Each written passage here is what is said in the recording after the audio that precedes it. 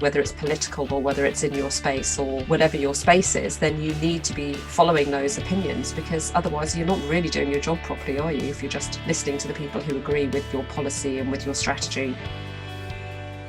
Welcome to episode 4 of season 3 of Starts at the Top, our podcast about leadership, digital and change. I'm Zoe Amma.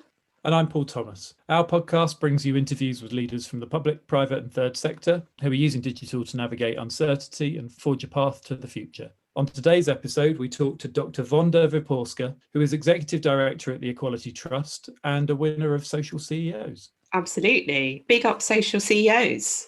More on that in a later season, I guess, as we get towards the end of the year. Before we introduce our interview with Wanda, Zoe, anything caught your eye in the last week of tech news? Nothing on the tech news front, but I know the news agenda has very much been dominated by one big story over the last few days, which I know you're desperate to talk more about. Do you want to take us through it?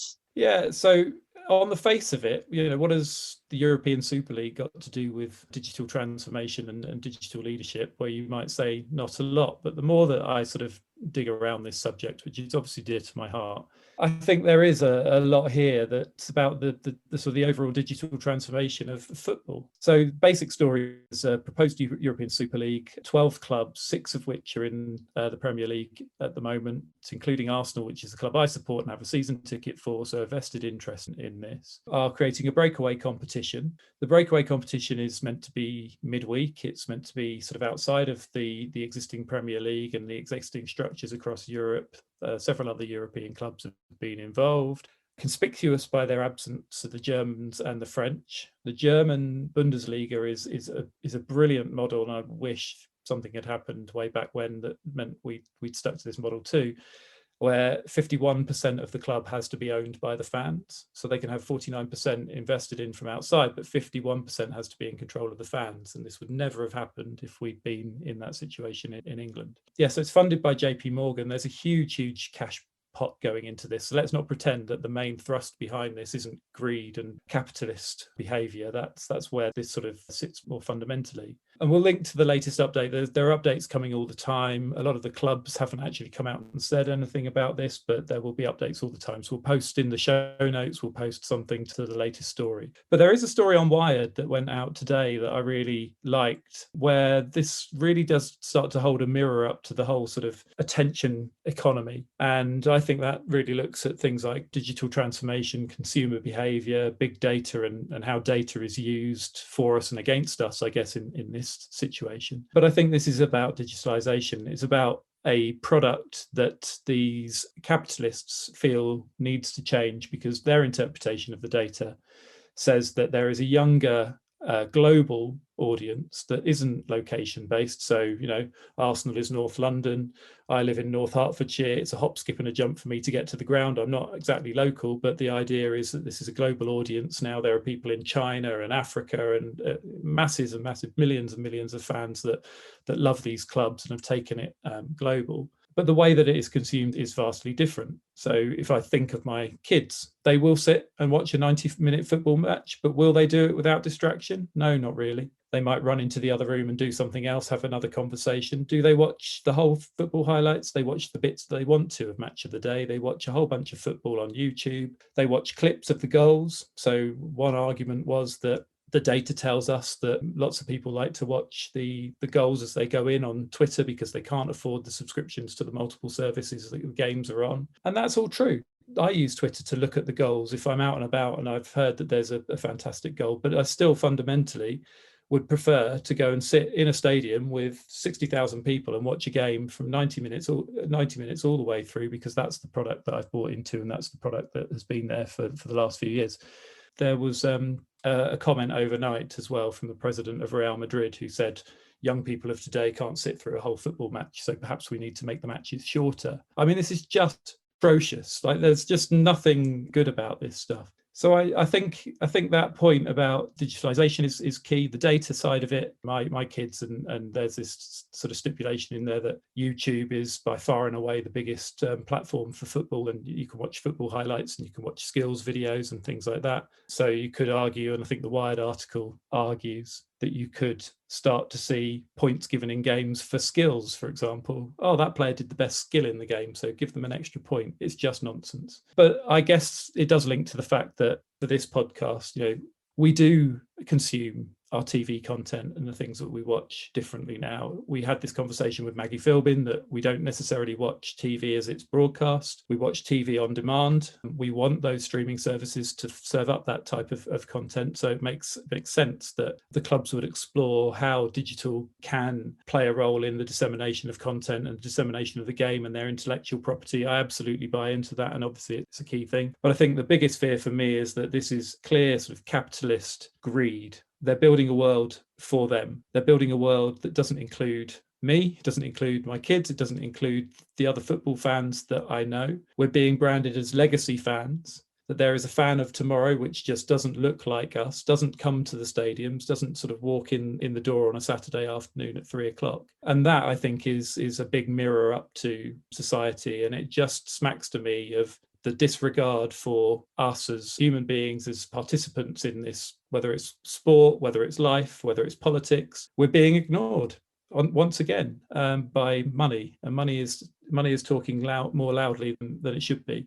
And I think we just need to be aware that we need to make a conscious effort, that we're mindful that we don't let them do this. So we use our voices and we fight out against this in exactly the same way as we would fight against discrimination or poverty or any of the other things that are trying to be brushed under the carpet because we're all distracted by this thing called COVID and we're not listening. So it's a bit of a rant, but I think there is a huge part of this which is around digital, the experience, consumer behaviour and change. And so I think it's something that's important that we include. I agree with that.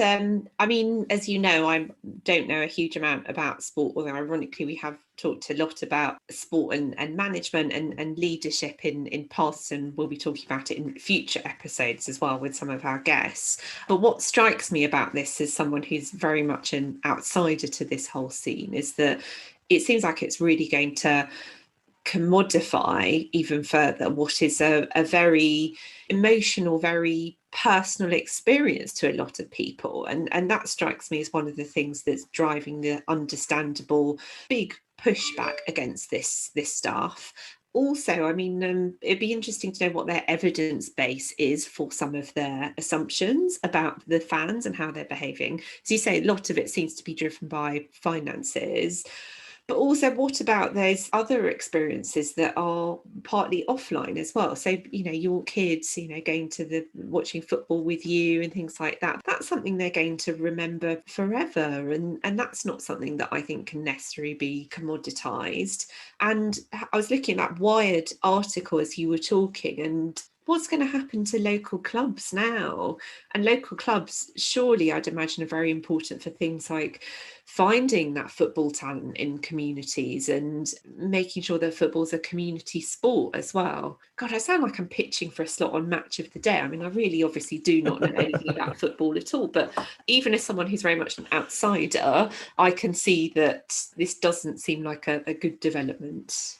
No, not at all. Yeah, just to further add sport into the mix, we do have an interview coming up with the CEO of Switch the Play Foundation, which is a charity that helps sports people get into work after sport. So perhaps we can link the two things together, and they might have an influx of unhappy footballers who are starting to flood the market. Because I just think, nothing really good can come of this. We might look back in 5 years' time and say, well, nothing's really happened. The world didn't come to an end. It just feels like a lot of the stuff that we're being subjected to as citizens at the moment is, well, they're not watching, so we'll just change things while they're not watching. We're not in the stadiums, we're not in the streets, and these changes are being put through without us or with the hope that we're not paying attention. But we're here to let you know that we are paying attention and we won't stand for it. And I think hopefully that message will come through loud and clear. Yes, I think any digital product which is causing this much of a reaction amongst its users and also the players. So from what I understand, a lot of players didn't actually know that this was going to happen. That is not a good thing. That's not a sustainable way in which to begin a new venture. Well, yeah, and we can link that directly back to the statistic that does the rounds all the time, that 70% of all digital transformation projects fail. And why do they fail? Because bad leadership means that people do not follow. the people, the employees, the people in these organisations that are trying to change just aren't bought in. They don't keep up, and therefore the project falls apart. It doesn't work. And I'm hopeful that this is a case in point where bad leadership and bad decisions are being taken, and the rest of us just won't follow. But I think, yes, we can link it all back to digital. Anyway, I think we need a bit of a palate cleanser. So this is our interview with Dr. Wanda Wyporska, as we said, as Executive Director at the Equality Trust. And we had a good conversation with Wanda that we'd like to play for you now, and we'll be back afterwards to give some thoughts. We are delighted to welcome Dr. Wanda Wyporska to the podcast today. She is Executive Director at the Equality Trust, the national charity that campaigns to reduce social and economic inequality. She is a visiting research fellow at the University of York, a trustee of Akivo, Red Thread Youth, and Equally Ours, and governor of a primary school. She is also a regular keynote speaker and sits on or has advised a range of bodies, such as the Akivo Race Advisory Panel, the Fight Inequality Alliance Steering Group, the Sheila McKechnie Foundation Social Power Review, NUS Poverty Commission, and the Sex Education Forum Advisory Group. She has over a decade of experience working in the trade union movement, leading on equalities, social mobility, and education policy, and she is a highly experienced campaigner. She's a TEDx speaker, has spoken at the United Nations York Festival Ideas, and chaired a panel at the Women of the World Festival. You may also have seen her regularly commenting in the media, having appeared on Newsnight, The Moral Maze, Sky News, The Big Questions, and also writing for The Guardian, HuffPost, and The Independent, amongst many others. She was a Starham Senior Scholar at Hertford College, Oxford, where she was awarded a doctorate in European history and subsequently published her first book, Witchcraft in Early Modern Poland, 1500 to 1800, in 2013. It was shortlisted for the Catherine Briggs Folklore Award. Welcome to the podcast. Welcome, Zoe. I feel a bit embarrassed with that introduction. No, it's amazing, and it just shows all the fantastic things you've achieved. And also I feel a bit lacking now because I haven't prepared a question about witchcraft, when I feel that's a gap in the podcast guests so far, frankly. But thank you for helping us realise that too.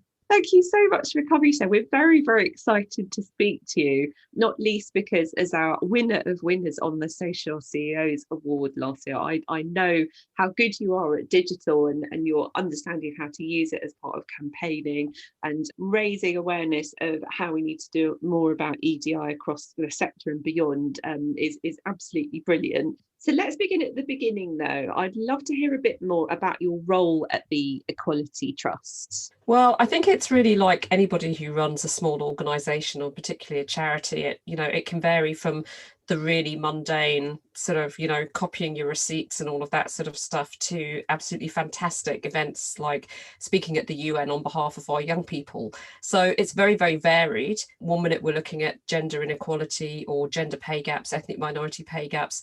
And the next minute, we're looking at talking to businesses about how they can enact fair pay practices. And then another day might be talking to the sector about race inequality or other types of inequalities. So it's no day is ever the same. And it's always quite unpredictable what's going to happen each day, which I think I quite like. Yeah, that's great. I mean, that's the exciting thing about running a small charity, isn't it? No 2 days are the same, and there's so many different things you have to get involved in. And I'd love to hear about your journey and your charity's journey with digital during the pandemic. What's changed and how have you been using it differently? Well, I think what happened was we didn't realise just how well we had been using digital in terms of the organisation, and that's all thanks to my brilliant finance and ops manager, Joe, who'd ensured that we were ready to go home. We dismissed our staff and asked them to work from home a week before the official notice because, we realised that people were feeling a bit trepidatious about coming in on the tube or travelling, and we just thought it was the right thing to do. And I'm just absolutely eternally grateful to her that we could just basically pack up our laptops and go home. And what's been interesting is that recruiting a team over the last couple of months over Zoom and, having those experiences of asking people what do they need in order to be able to work from home has really brought home to us that, once you've got a laptop and maybe a printer, that's really all most people need. Obviously, we need to make sure that people have a good working space, etc. But it's astonishing, really, the amount of paperwork in the office that we had that we just haven't looked at for 12 months is really quite astonishing. Yeah, absolutely. I think that's the thing, is organisations realising how much of a change that they've made during this time. And I know that remote working will have been a big focus of this as well. And that's a particular area of interest for Paul. And I think you've got a question about that, haven't you, Paul? Yeah, so I was just going to ask, knowing what you know now, there's two parts to this question, I guess. So the first is, how has remote working changed your leadership style during the pandemic, and what have you had to change in order to maintain the organization's momentum and keep everyone connected and together? And the second point, I guess, is what's going to be the stuff that you keep? You've just mentioned that you've got huge amounts of paper that you haven't touched for a year. So how intentional are you going to be about sort of casting that out and keeping the new ways of working? So I think in terms of leadership, remote working is really quite difficult because, getting to know new staff in particular, and also being able to lead on things like strategy. I hate post-it notes. If somebody gets a flip chart out and asks me to write post-it notes, I absolutely always hated it. But now I really miss that. I miss being together in a room and those ideas that just spark off each other and, half-heard conversations. We've run campaigns on the basis of, listening to someone's conversation and then having a chat afterwards.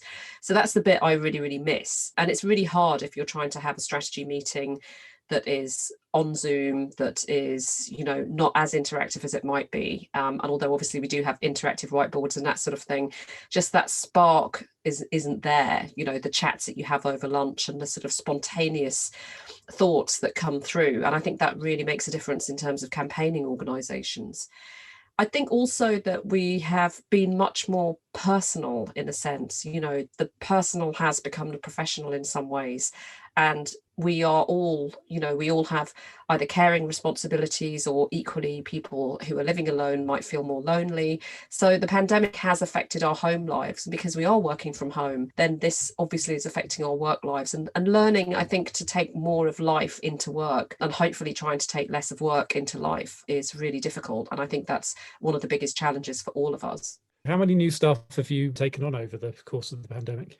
So we've just taken on 3 new staff, and we have another 3 or 4 posts that are coming up in the near future. So, it's a complete refresh of the team, because we were very much programme funded. And then people who didn't live in London decided, for obvious reasons, that they didn't want to be coming back into London, and, looked for jobs where they were living closer to home. So I think it's been really, really interesting to do it at this time, to employ people that you've never met apart from over Zoom. And also we've had a board refresh. So our board had 1 physical meeting together before we went into the pandemic. So again, building up that relationship between the board members, building the relationship up between me and the board, and now with new staff, it's all about building those relationships, but doing it remotely. So I think we have to be more creative about how we do these things as well. So that's so interesting, because you mentioned that point there about how you build relationships with your board, and I know how critical that is as the CEO, and also how you build relationships with staff. And obviously that's such a huge challenge when everyone's having to work remotely. Do you have any top tips on how to do that? Well, I think it's really just that human interest, isn't it? It's if you can come together over common issues. And obviously I'm very lucky, because in my organisation we all really care passionately about tackling inequality. So, we already have that sort of set of values that I think everybody identifies with. But what I found, and I was doing the CLAW leadership program to become a CLAW fellow last year, and what I found was that the familiarity of meeting regularly really helped build those relationships. And so there are quite a few of my cohort that I do actually feel quite close to and developed relationships with over Zoom, that again I've never met, but because we were regularly meeting, and because we were always quite honest and quite open with each other as a cohort, then I really felt that some of those relationships developed. So I think it's it's that mutual, if everybody wants to make it work, then we can make it work. But I think it just takes a bit more regularity, a bit more input, really. Probably much the same for us, Zoe, because I'm sure you, as well as I have, taken on clients and work with people over the course of the last year that you actually haven't physically met. And actually, I was talking to a client the other day about how we should plan to change the way that we're working now, because in 3-4 months' time, we might be able to meet in person, be in the office. And it's funny because you've got used to one way of working, which is very much offline, and then suddenly you're going to have to revert to something very familiar, but a little bit strange at the same time. Yes, that's going to be a big shift, isn't it? I was reflecting on that with some of our long-term clients, actually, what it's going to be like to see people face to face again. And yeah, I'm really looking forward to it. I think there's lots of learnings, though, from this time, and it will be fascinating to see how people's behaviour changes and how they want to work in the future as well. And on that note, Wanda, I was just wondering, has this time where obviously you changed how you use digital, building on the successes that you've had before, has this got you thinking about how your organisation will use digital differently in the future? Yeah, absolutely. I mean, we have about 20 local groups around the country at the Equality Trust. And what we've been able to do, instead of having face-to-face meetings, is to organise events and webinars that everybody can attend. So we've actually been able to have a much bigger geographical reach, because obviously people can tune in from anywhere to the events that we hold. So we held one event and had about 800 people attend. So, obviously we would not have that at a face-to-face meeting. So I think there are real opportunities there. And I think also in terms of staff and our organisation, we, like many others, have stopped just recruiting people in London. So we have a local organiser who is just starting, and she'll be in Birmingham. And then we have another member of staff who is on an island in Scotland. So we've been able to be much more geographically spread out. And I think that can only be a good thing. And it's part of tackling regional inequality as well. So hopefully many more people outside of London will get opportunities that have so far been really, sort of squirreled away in London.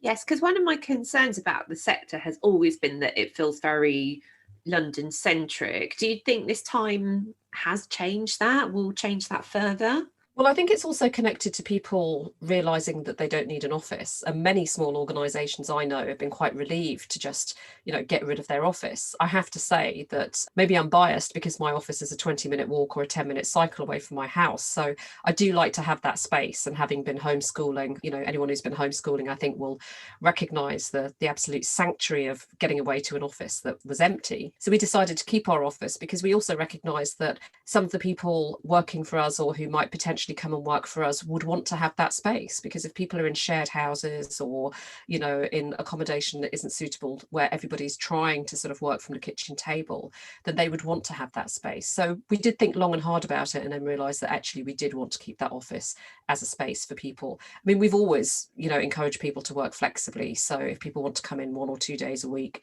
then we've got that space and we've got the facilities to offer them that, and I think that's really important.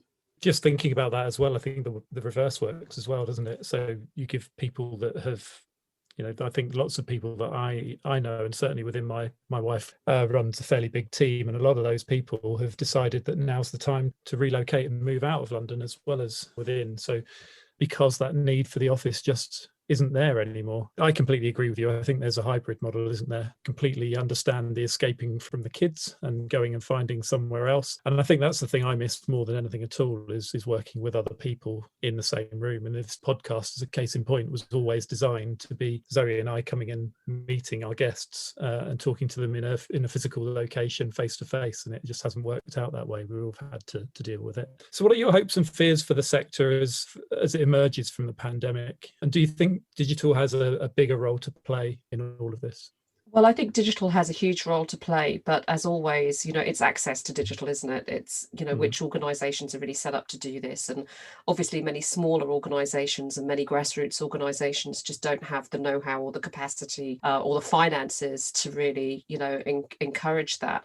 And I'm always struck by going to these sort of big conferences and listening to big charities saying, oh yeah, this is what we did with digital. And they refer to their teams of 6 or 10 or whatever. And the rest of us are sitting there thinking, well, it's no surprise you were able to do all of that and completely transform your work with digital when you've got those big teams. But I do think that digital can be used quite smartly by small organizations, because, you know, if you take the use of Twitter, for example, I mean, I went on maternity leave in 2009, and when I came back, my job had been changed to digital and media officer, and I was probably the only person in that building who didn't want to go on Twitter, who hated Facebook, who thought, you know, these things were just awful. But once I realized the campaigning capacity, you know, and the potential in terms of campaigning of these new tools, then I really got on board, and I became really enthusiastic. And so I think, you know, you can build up a voice, you can build up connections, you can build up coalitions. I mean, I've actually been very lucky, and we received funding from the John Ellerman Foundation to set up a coalition of organisations that wanted to examine and tackle structural inequalities.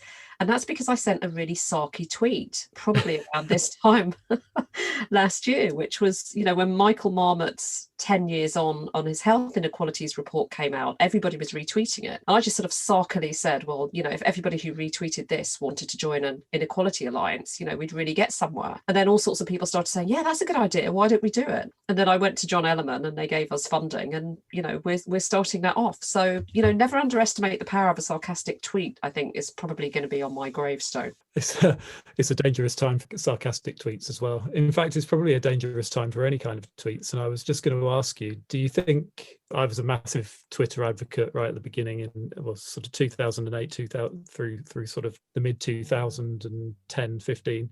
And I have to say that I've sort of moved away from it, just because, especially at the moment, in the last few weeks, in the last few months, in fact, in the last couple of years, I've just found it more and more damaging, I guess, to my mental well-being, going in and having a look at it. But do you feel that with Twitter in particular, do you think the positives are still outweighing the negatives for you and for the Equality Trust? I think it's really how you go into it and what you're prepared, you know, where your red lines are. And I'll give you a really good example. So I was lucky enough to be invited to appear on Question Time a couple of weeks ago. And I knew there was going to be trolling, you know, as a Black woman going on TV and daring to have an opinion. You know, obviously I was going to have to be put in my place. And that was Thursday night. There was trolling. It stopped by about Sunday. And what I realised was that a lot of it was people who just attack the programme anyway. A lot of it was not engaging with what I'd said. And some of it was just downright rude. But it was also, you know, to my mind, it was people that I didn't know, whose opinions I didn't value. And the flip side of it, and I won't deny, you know, it's obviously not very nice to be called certain things on Twitter. But the flip side of it for me was that once people knew that I was appearing on Question Time, so many people in the sector and so many people across all walks of life got in touch and said, you know, we're really supporting you. It's great that you're on it. If you need any help or support, let me know. You know, it was just incredible. And I was really embraced by the sector. And for me, that really outweighed what had happened. So I think, you know, it's not great, obviously, and nobody wants to just be attacked for having an opinion and going on air. But I think it did really pull out the fact that, you know, a lot of people were really supportive and were willing to sort of come out and support me. And that really made a difference to me. That's such a positive and refreshing take on what I know from my own experience can be a really difficult thing to be on the end of on Twitter when you're getting some really negative comments. Is there anything that you would advise other charity leaders in that situation when you are getting a lot of negativity, some trolling, and I know as well how upsetting it can feel. As you say, you can focus on the people whose opinion really matters to you. Is there any other advice you'd give to anyone out there who may be right in the middle of a situation like that right now? Well, I think it's really, you know, think long and hard about just not looking at Twitter at that point, because, you know, these things pass. And if you leave it long enough, you don't have to see it, or get someone else to look at your Twitter feed and to make sure actually that there isn't anything that really should be reported. I would also recommend, of course, you know, talking to people like Glitch, and to make sure that you do report this. I mean, you know, at one point, and this wasn't to do with Question Time, but at one point somebody had said, you know, I'd said, wouldn't it be a good idea if Black footballers went on strike for a day? And somebody who was a Liverpool fan like me, so I was really annoyed, said, you know, why don't you go back home? And I said, well, I would go back to Chester, but there's a lockdown at the moment, so it's a bit difficult. And sometimes, you know, you can just fob things off like that. But somebody else actually said, okay, I've reported that guy.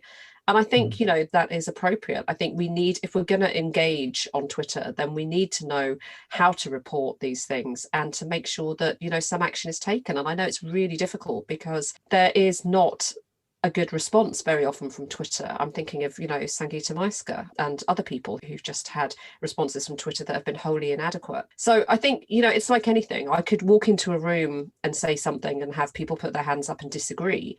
It probably wouldn't be with as much vitriol as people seem to, use on Twitter. But I think also we need to realise that not everybody agrees with us. And there is such a huge echo chamber that we live in at the moment that sometimes it comes as a bit of a shock. Now, I'm not, conflating that with trolling and with insults and abuse, but I think we do have to recognise that either we do want to argue our case or we don't, and we just leave it. Yeah, absolutely. So it's having that context, isn't it, about how the way we think in the charity sector is not the way that lots of people out there are thinking, isn't it? And that can be a bit of a really important thing for us all to know, because I know exactly what you mean. I think that much as I love the sector, sometimes we do look inwards when we should be looking outwards. Well, exactly. And it's, it's a classic thing of let's get an article in The Guardian, no disrespect to The Guardian, but, yes, our supporters will read it and that will be great because they see us in The Guardian. But actually, you want to influence the people who aren't supportive. You want to change the opinions and you want to get the hearts and minds that, aren't necessarily with you. So preaching to the converted all the time, actually, as a comms person, gets really boring. You want a bit more of a challenge. You want to get into an arena where, you can shift something, because we don't shift and we don't get change through talking to people who agree with us. Yeah, and I think that's part of the parcel. I think we've discussed that on this podcast before.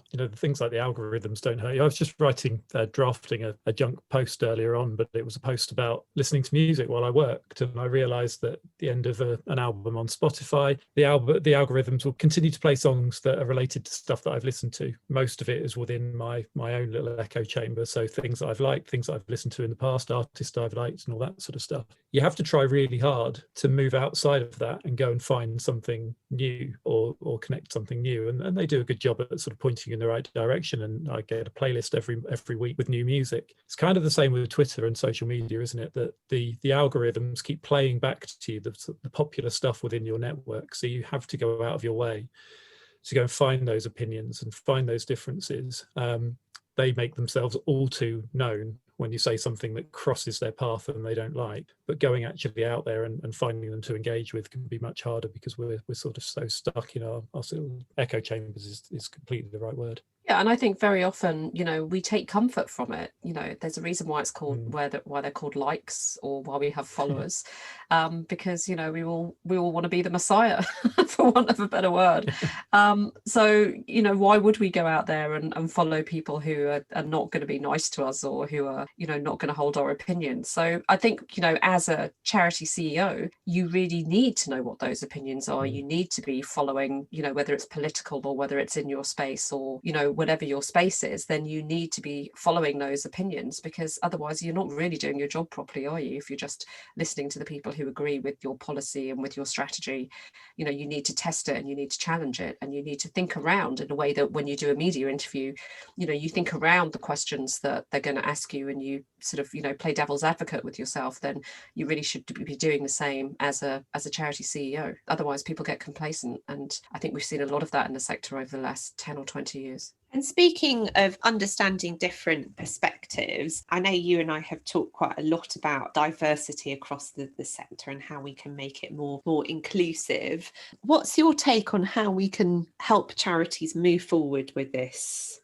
Well, I think it's got to be impact, not optics. And what I mean by that is there's a huge rush to recruit Black and Asian people onto boards, into leadership positions, etc., etc. I mean, I jokingly said to a friend, there has never been a better time to be a Black woman. Seriously, all the jobs and trusteeships and things that come your way, because people are looking at optics. And that's not to say that Black and Asian people aren't supremely well qualified, if not overqualified, to do these jobs.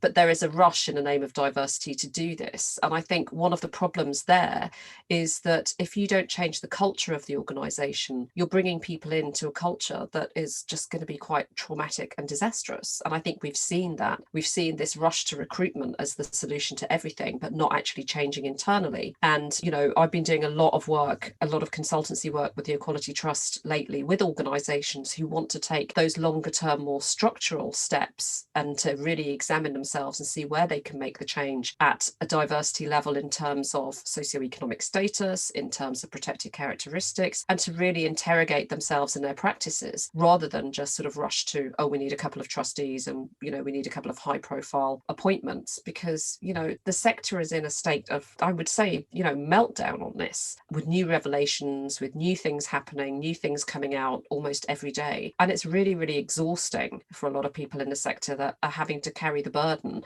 and who are being turned to for their emotional labour to sort out the problems. So, we've got a long, long way to go. And I think there are still reaches of the sector where these things aren't really talked about and where there is really lip service paid rather than real change. I agree. I think there is a huge, huge way for the sector to go. And I think the beginning of that journey is acknowledging that we have got a really long way to go. And I would like to see more leaders across the sector like you really, really saying that has to happen. Yeah, and I think, there's a really fantastic sort of core group of leaders that are doing that. And I think, we are really trying to use our platforms in as much as we can to try and influence. And it was one of the reasons that I wanted to set up that alliance on structural inequalities, because I think it's absolutely essential that we start to look not just at putting the bandages on. So if you're a poverty charity and you're, giving out food, then take a step back and look at why you're having to give people food, and then take a step back and look at the geography, the regional issues, the economic issues, and start trying to deal with those as well. Because otherwise we are really stuck in this sort of Victorian model of handing out charity to people without actually trying to tackle the root causes of all of the issues that we care about and that we're dedicated to fighting in this sector. It's always been a mystery to me why people are happy to put the bandages on but don't want to think about how the wound occurred or what the root causes of these issues are. So do you think then that as a sector, to be truly inclusive, systemically, structurally, we need to change? Absolutely. I mean, we have come from that Victorian model and we still have those power dynamics, whether it's with funders and grantees or whether it's with charities and beneficiaries. And there are some really good pockets of good practice and some really good work from funders. And, I've just been made a trustee of Esme Fairbairn, and I'm really delighted that, one of their key parts of strategy now is looking at structural inequalities. And, I know many other funders are doing this as well. So I think there is change, but it's those sort of relationships that are transactional rather than relational that we need to really look at. And also, there's a real anomaly of who the beneficiaries are and who the leaders are. So, in many, many areas, you have a lot of beneficiaries that may be working class people or Black or Asian people or women, and the sectors just aren't led by people that come from those backgrounds. So there's a real disconnect. And I think one of the things for me as well is the sort of real huge focus on, producing policies and expecting governments to read a policy paper and then change what they're doing, because we know that change doesn't necessarily come that way. So I think there's lots of different processes and methods and theories of change that the sector is very comfortable about, but which really aren't necessarily able to show much impact. Yes, absolutely. I think it's time for radical change, isn't it? And big change in how we do things. Paul, do you have any other questions? No, I don't think so. I was just going to say I've just joined my local community trust as a trustee, and already sort of starting to think about, or looking at the group of trustees that I'm working with, and looking at who's involved in the trust day to day, and just thinking about what I need to do and what I should be pushing for from an equality, from a diversity point of view. But interestingly, when I had my interview, one of the questions I asked was about root cause. And even with the tiny team of people, they have sort of 3 full-time members of staff working in a system at the moment where they give grants and last-ditch money to local residents who are facing things like poverty, escaping from abusive relationships, and all sorts of different things like that. One of the biggest issues they're facing is poverty. And I can't speak for Zoe, but I live in Hemel Hempstead, where I live at the moment. I don't see poverty on my doorstep. but I don't have to go too far to be able to see it. And so I was talking to them about this, and they said, look, even as a small charity with 3 full-time staff, we want to do absolutely everything that we can do to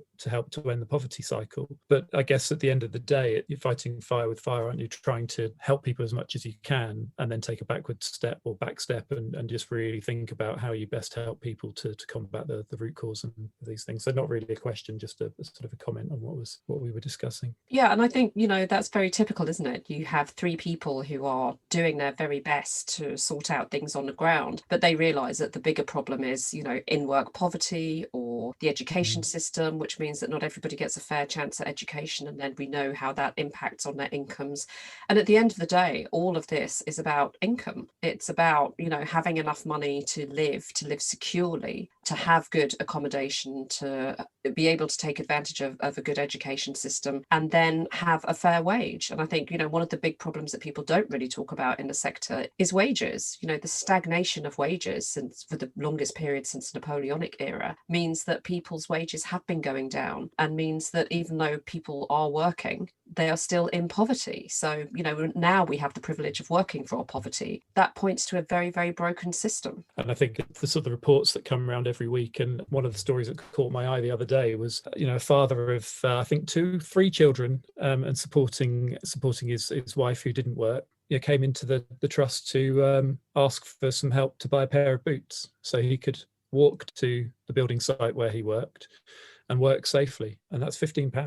£15 for a pair of boots just enabled that family to live, to be able to sort of live safely, and allow that person to go and find work. So sometimes it's tiny little things that we need to correct, and other times it's massive systemic change. Yeah, absolutely. And I think, that's indicative of the problems. There are many kids who've got one set of school uniforms, so while that's drying, they don't go to school because they haven't got a spare one. I mean, all of these stories, I used to work in an education union, and we would hear all of these stories from teachers, kids going to school without having breakfast or barely sort of clothed, and the cost of a pair of shoes can be absolutely crippling, never mind if your boiler goes or something like that. So we know that around 6 or 7 million, I can't quite remember the figures at the moment, of households have fewer than £500 in saving. So, they would go into debt if they needed to pay for something like a boiler, and that's a really, really precarious position to be in. Thank you so much for an absolutely fantastic interview. We've loved talking to you, and we've learned loads, and I know that our listeners will have too. So thank you so much.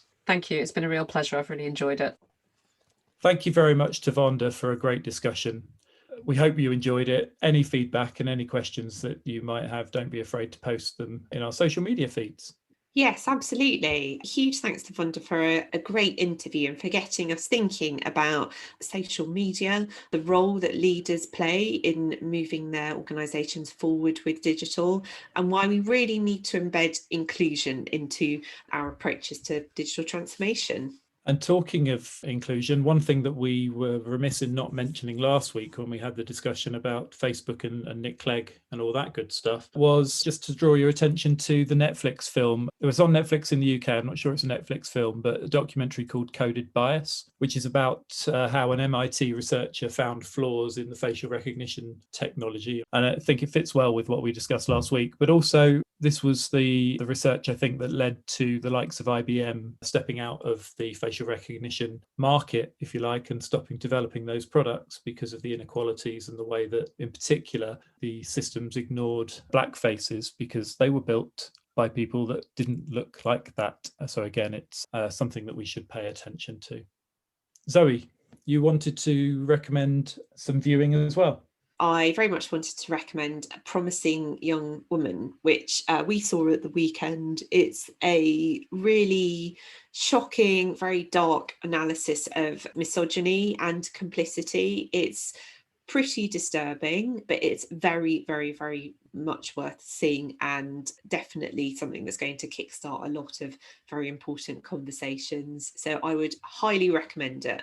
And it's getting lots of award nods as well. It is, yes, and it's started a massive debate online about the topics in the film, which is, I think, what it was intended to do. So absolutely, definitely something which I think everyone needs to see.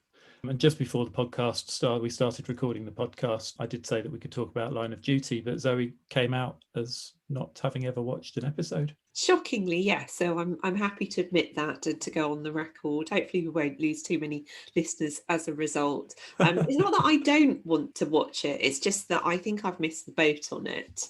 Perhaps at some point I'll be able to catch up.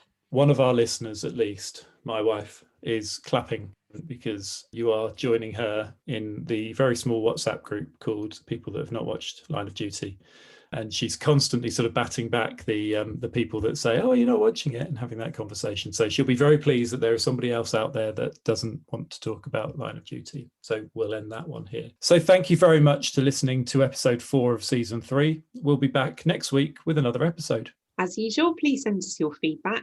We'd love to hear about anything that you feel you will do differently after hearing from any of our speakers in the series. You can share your plans, ideas or questions with us on Twitter. We're at Starts at the Top 1. That's at Starts at the Top 1. Or you can email us at startsatthetoppodcast@gmail.com. Thank you very much for listening. Thank you and see you next time.